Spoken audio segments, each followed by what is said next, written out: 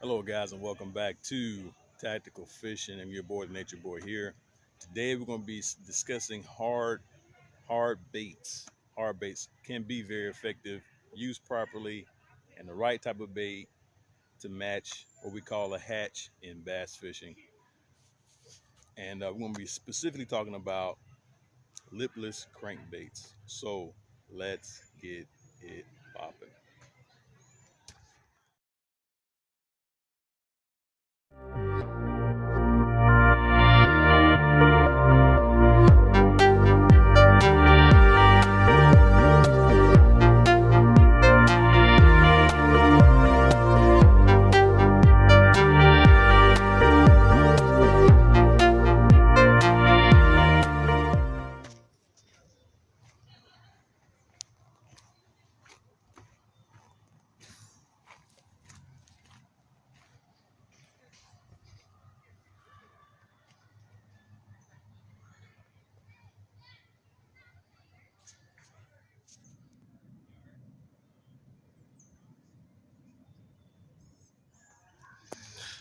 There are a variety of hard baits that you can use from. Um, each with a different function, each with its own style of movement.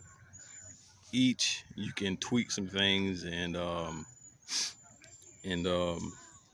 change your style of how you want to use it. Oops, I left one out, and that is the most coolest one right there. And so each one comes with a different style of movement, um, how you're supposed to move it, the time of day, the color. And so, as you can tell, I go for a lot darker, except this odd color. I call this the purple magic. It's a very special bait. Very odd color. A majority of my colors are dark because I'm in North Carolina and I fish, and a lot of fish, the main fish around here are like brim and some running bait fish. Our bait fish down is white and purple, so that's why I got the purple. A little bit darker than this would work. But we're going to be discussing lipless crank bait. Now, this is the lipless crankbait. As you can tell, I have two sizes. Um, I would preferably throw this in more open, bigger water, you know. Um, and the smaller one, this is perfect because I'm at a little, I would call it little lake, miniature lake. But this is more attractive, looking for bigger fish. So I'll be throwing this today, small lipless crankbait, and like I was saying, this is more for open water. You can throw this. I would throw it early in the morning. Um, it's pretty late, so this would be more attractive. As you can tell, they have a certain color, certain pattern. I know there's a lot of brim out here, so this would be a good color. Dark, anything like dark or something like that, man. Brim mostly dark yellow, and cut colors matter when throwing lipless crankbait, when throwing any bait. Uh, this particular bait, it looks carved out like a fish, and two treble hooks. Um, like I said, you want to match the hatch when you're talking about bass fishing. You matching the hatch and selecting a specific type of color. As you can tell, it looks like a brim, small little brim, and great size, great color. And I get when I select my lures, anything, I look for realism. I don't look for realism is the worms, So, but you want to look for realism when you're uh, searching for your hard plastic baits, and this is it. So let's get into how we're gonna move these lures and technique and walk you through it. Hello, guys. Welcome back again to Tactical Fishing. Um, we're here back at Colonel Francis Beatty's Park. Very cool area to fish. Uh, just to kind of scan around a little bit. Nice, sizable little lake. As you can tell, I am in the back cut again. Kind of the best place to be during this time of the day. You know, places I would fish, coming to a place like this, not a lot of shade, but little spots in the back cut. This would be like a little cove area in the back where the fish will be waiting if they're still hungry around this time of the day. Um, as you can tell, you know, all that greenage all the way around. It's a good place to fish. Um, Preferably if you got a kayak or you got kayak. I don't see any boats out here, but kayak would be great. Just fishing up under those little pitching a worm or a drop shotting type of worm. It takes the rig around that area. Be kind of great. But I'm in the back cut throwing a lipless crankbait, and so uh, we're gonna get started with the video.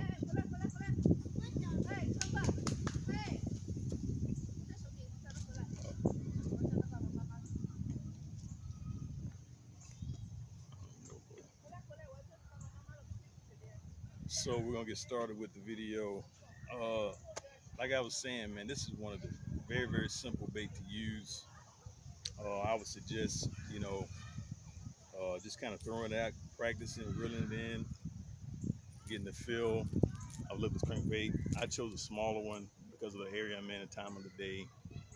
Works very well. So that's a lipless crankbait. It's treble hooked, so you don't have to worry about um, a really big hook set. You know, well, I'll talk about that a little bit later.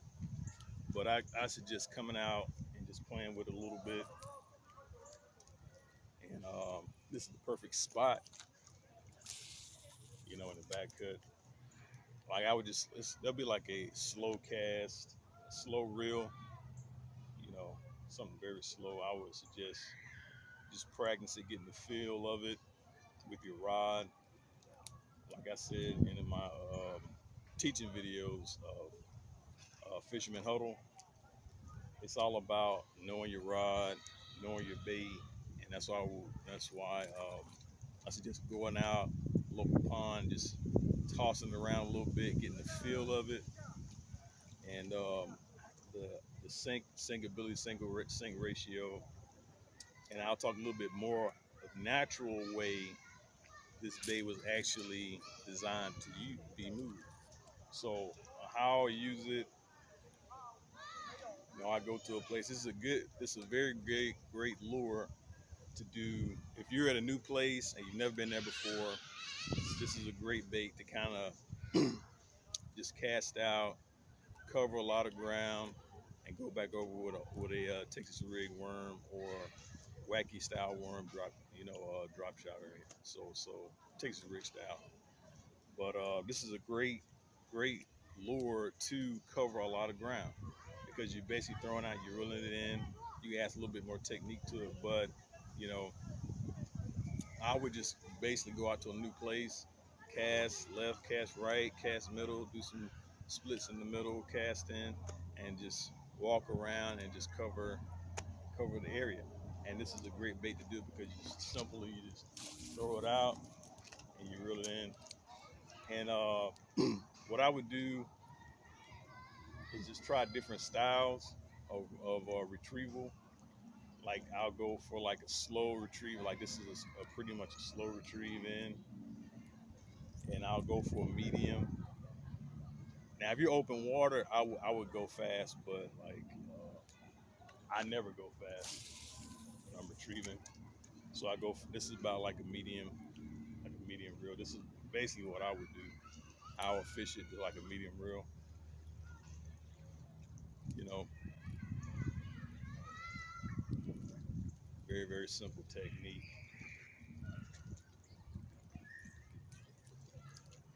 And so I'll go for a medium reel, and then I'll go for a slow reel, medium. Usually I'll probably start with a medium reel and just fan the area where I'm fishing at. And then you know more of an advanced type of retrieval is the pop technique. And That's something I added. So if I'm reeling it in, I'll give it 2 yanks. I just keep reeling in, 2 more yanks, reel it in, just some pops with it. I do like a 2-1 kind of rest in between when I'm casting it out.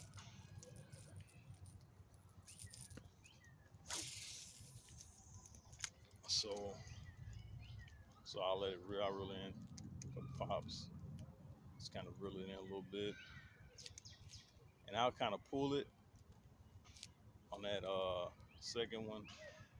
Just kind of yank it a little bit on that second pop. I'll kind of pull, drag it a little bit. So those are the 3 techniques with it. Just kind of checking this area a little bit. Like I said, this is a great bait to use.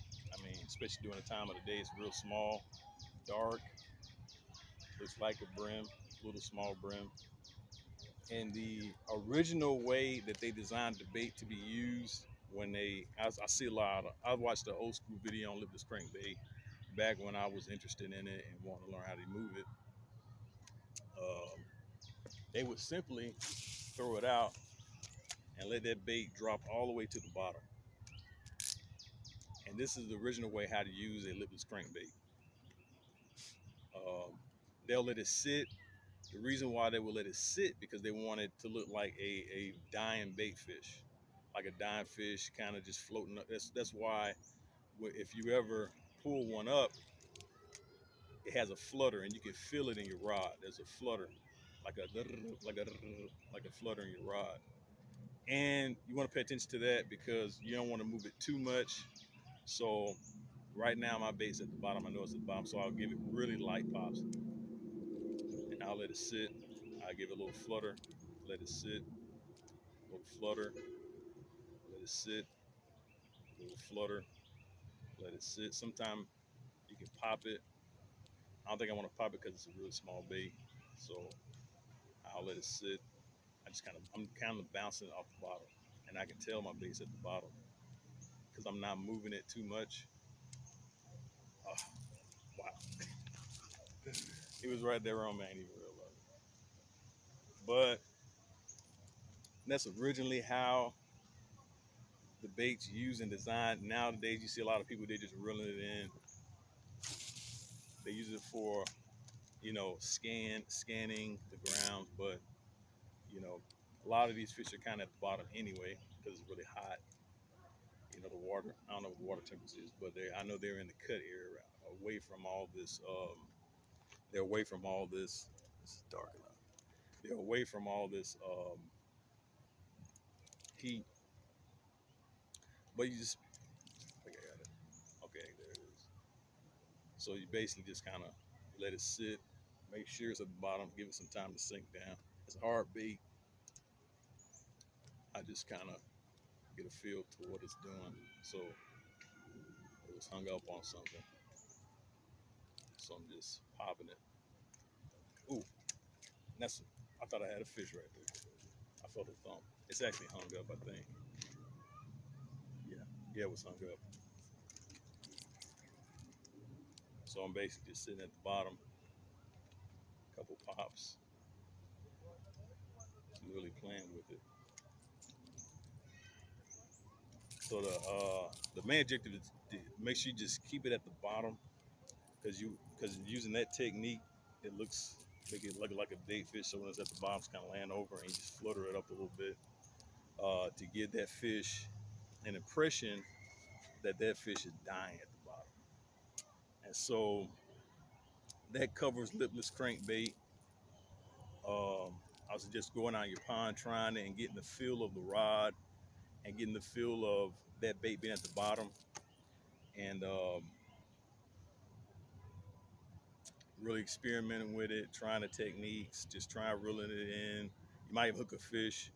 Also, I forgot to mention with the hook set, because it has treble hooks like open, like the soft plastic stuff I talked about earlier is tucked in, so you have to kind of give it a yank. But with this, you don't have to do much because sometimes the fish actually hook themselves. But you want to make sure that it actually is hooked because the fish will kind of pull it. It'll do a little jerk when it has it, but it's just a swoop, just a small swoop up, you know, just to make sure you get that in there.